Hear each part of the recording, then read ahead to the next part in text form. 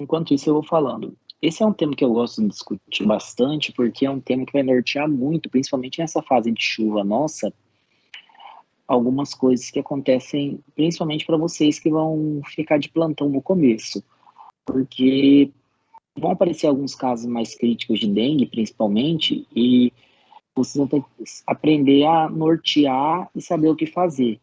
Então, é importante a gente saber manusear principalmente a dengue, porque a zika e a chikungunya é mais fácil de manusear. É um pouco mais chato, a chikungunya, mas é mais tranquilo de manusear. Falar um pouco da dengue, eu vou falar primeiro dengue, depois chikungunya, depois zika, tá? Depois eu vou falar um apanhado geral, que aí vocês foquem bem no último slide, porque, dando um spoiler, né, pediram questão de prova, 90% das minhas questões estão tiradas daquele último slide, tá? Falar um pouco da dengue, é uma doença que vive no meio nosso. É uma doença onde a gente pode pegar apenas 4 vezes, porque você pode ter uma vez o DEM1, uma vez o DEM2, uma vez o DEM3, uma vez o DEM4. Ela tem o período agudo, o período que chama-se febril, o período crítico e o período de melhora. O período agudo é a partir do aumento da febre, isso, 2 a 7 dias. E, e tem o período de choque, que é o período crítico que a gente fala, quando aparecem as principais manifestações, que é o que a gente pode. Olha, começou. É, pode ir passando. Tá? Tá carregando? Ah, então deixa que eu vou falando. É um período mais preocupante, porque tendo algumas coisas que podem causar choques, é um período que nós temos que abrir muito o olho, porque nessa fase crítica que pode acontecer a hipovolemia do nosso paciente, o choque, as causas hemorrágicas principais, que é o maior risco que nós temos na dengue, tá? E a fase febril, a fase de melhora é uma fase 48 horas após a melhora da fase febril, tá? Modo de transmissão, não vou falar muito com vocês, tem um slide, vocês sabem mais do que eu, e é importante a gente saber que nós na atenção básica, nós somos reféns de algumas coisas bestas, que é muito difícil a gente manusear a dengue, porque a gente consegue uma confirmação 6 dias após o contato do paciente com sintomas da dengue. Então, até a gente confirmar o nosso paciente, ele já está em melhora. Então, o diagnóstico é extremamente clínico e a gente tem que começar a intervir no nosso paciente. Eu deixei um slide para vocês, que é o slide mais importante, que é o último slide, como nós vamos agir.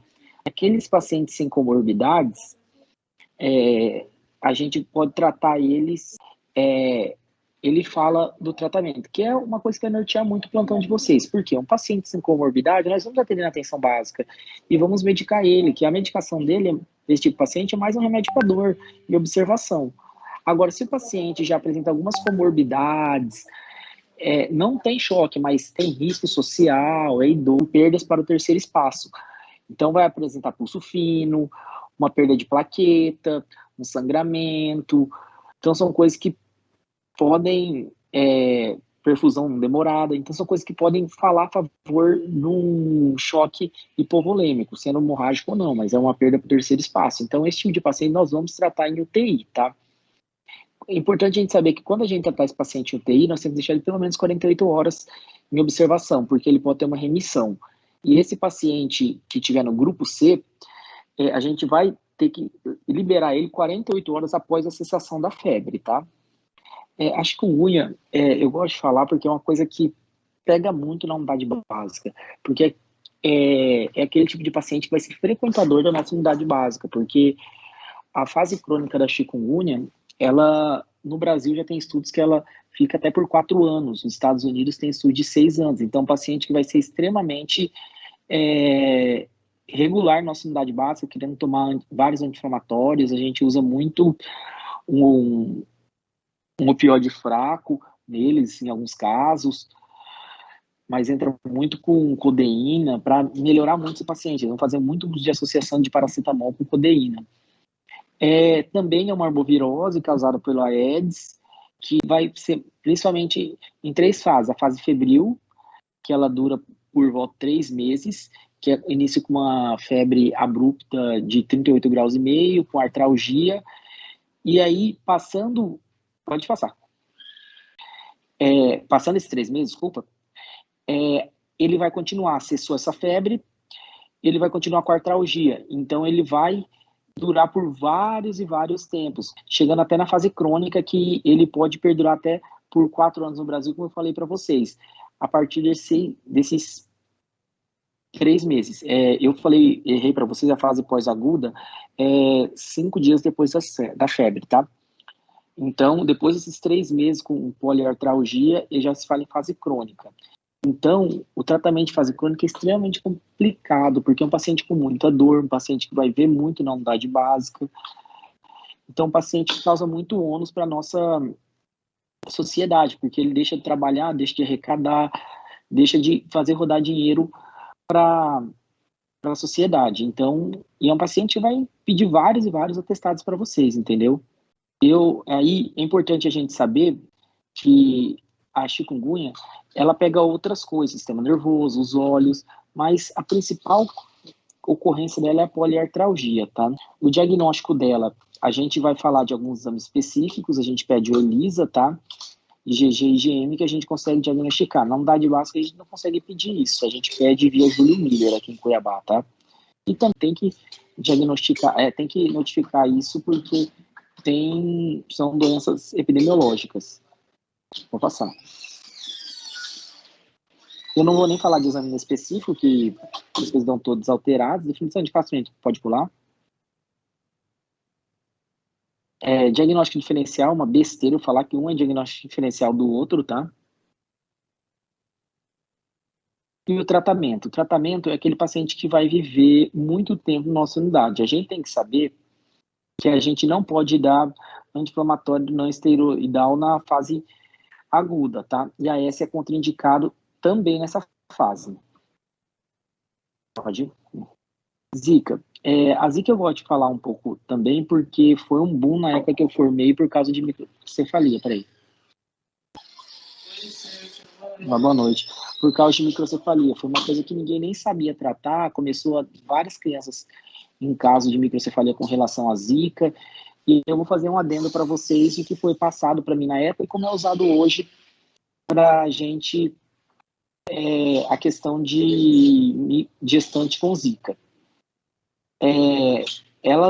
A Zika é igual às outras patologias, pode descendo. Pode descendo.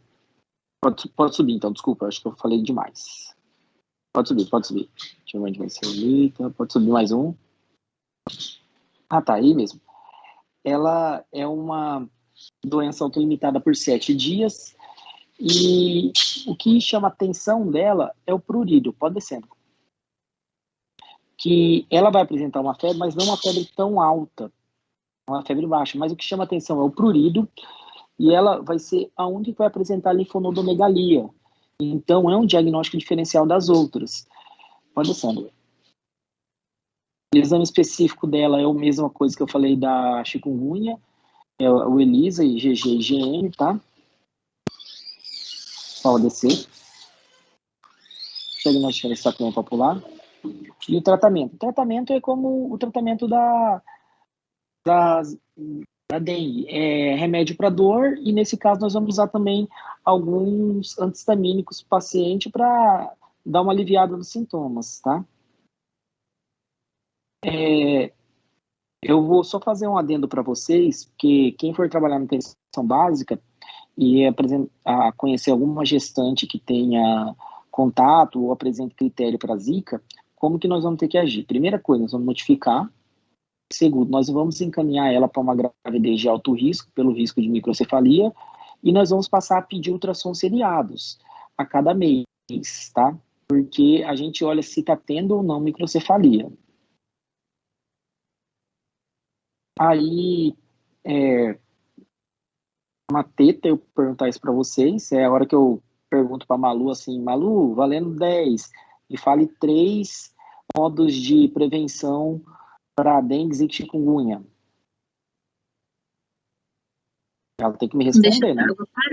Não deixar água parada, né, professor? Limpar as calhas, virar os pneus das garrafas. Agora você responde, né? Lando não tá aí para responder, né? E pode falar, pode ser, porque essa aula se resume nesse slide, gente. Porque a gente sabendo fazer o diagnóstico diferencial, se fosse para colocar 2 slides dessa aula, era aquele slide como nós vamos tratar a dengue no grupo A, grupo B, grupo C e grupo D, que é o que eu quero que vocês saiam daqui sabendo como tratar, e isso daqui como fazer um diagnóstico diferencial. Por quê? Porque a febre, ela é mais prevalente na chikungunya. As manchas na pele, elas ocorrem em todas, mas é principalmente na zika.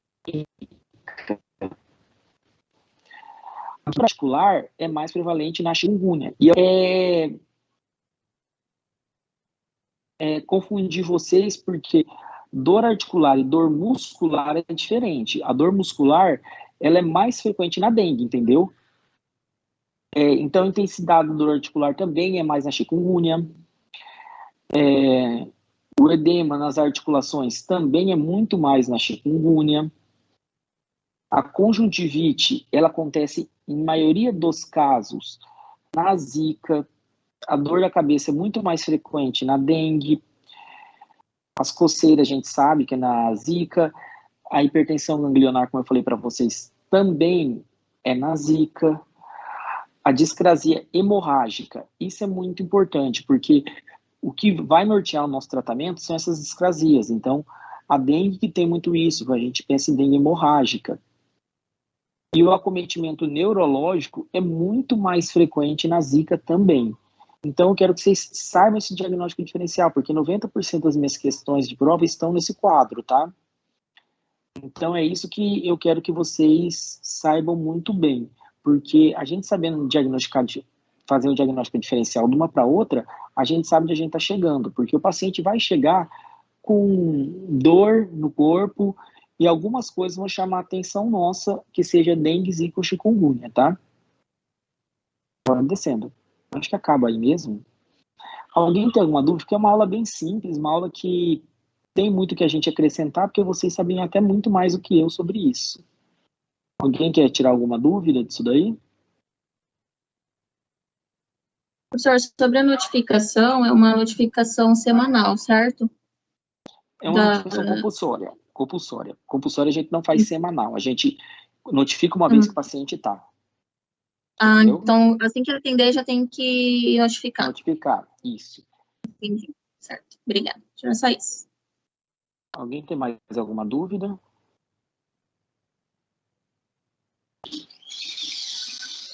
Não?